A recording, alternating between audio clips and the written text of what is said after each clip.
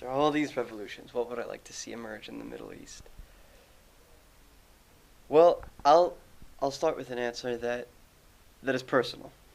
Really personal. You know, when you read a story, you have a reaction that's yours, then you have a reaction that belongs to your community, and then you have a reaction that's intellectual and you're going to share in the classroom.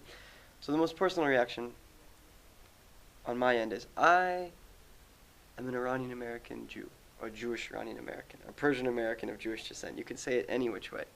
But there's this joke, I'm Iranian and Jewish, so you don't know whether to hate me or hate me. Which is so when I look at the Middle East and I see these movements where you're not just casting aside dictatorship, you're not just saying no to oppression.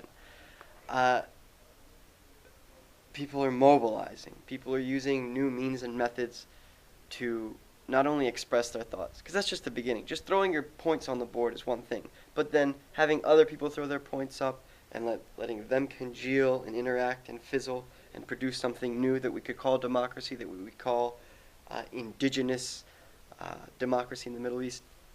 That's what's important, and personally, maybe selfishly, I want to see a Middle East where I don't have to be self-conscious about who I am, where it's not so loaded, where the opening of society doesn't just mean democracy and elections and votes, but, and your friend said this best, a cultural revolution, right? Democracy is one of the goals, but I wouldn't say it's the principal aim. And my friend Farshad, he's Iranian, he says the same thing. This is also an acknowledgement that we are changing the way we think. We are changing the way we think. We are not simply just voting, but we are engaging in an entire new process to determine our destiny.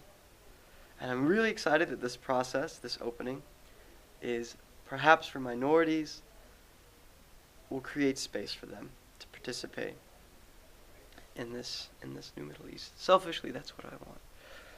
At a community level, I want governments and institutions that allow people to achieve what they want, to go beyond putting bread on the table. Think about how spoiled my generation is now, where we have to have the job that's fulfilling. My parents had the job that fed us.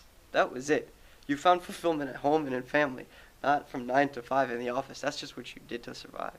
So now we have a generation that wants fulfillment, and I want that. I do want that for everyone. I want people to find out who they are, to challenge preconceived notions, to openly discuss these things. These all come hand in hand with what's happening today in the Middle East. So as a student of Georgetown, everyone loves to say, here's the political repercussion. Here's what it means geopolitically in the Middle East. All right. But really, there are other things at work on the smallest of scales that we don't see. And those are the things that excite me. Those conversations are what excite me.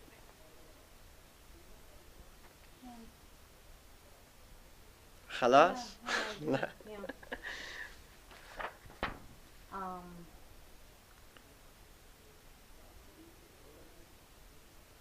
gonna ask that question. No, you can ask me about my hopes and fears. Yeah, that's more important.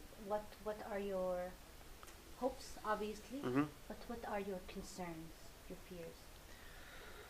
My concerns and fears. I fear that we can become too righteous. I fear that we can become too zealous in celebrating these victories. And I'll give a specific example. In the United States, of course, there's this immediate obsession with the Muslim Brotherhood, or more Islamist factions entering this new participatory democracy and taking over without us knowing it. Oh my God, what will happen for Israel? That's not a concern. My concern is that if we become so zealous about voting and protecting this new institution that we're building called democracy, that we don't acknowledge realities. We don't acknowledge that has there been time for other political parties to develop?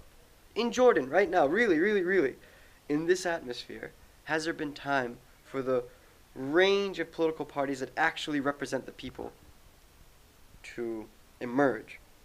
Now, having said that, I don't mean Jordan isn't ready for democracy, or Egypt isn't ready for democracy. No.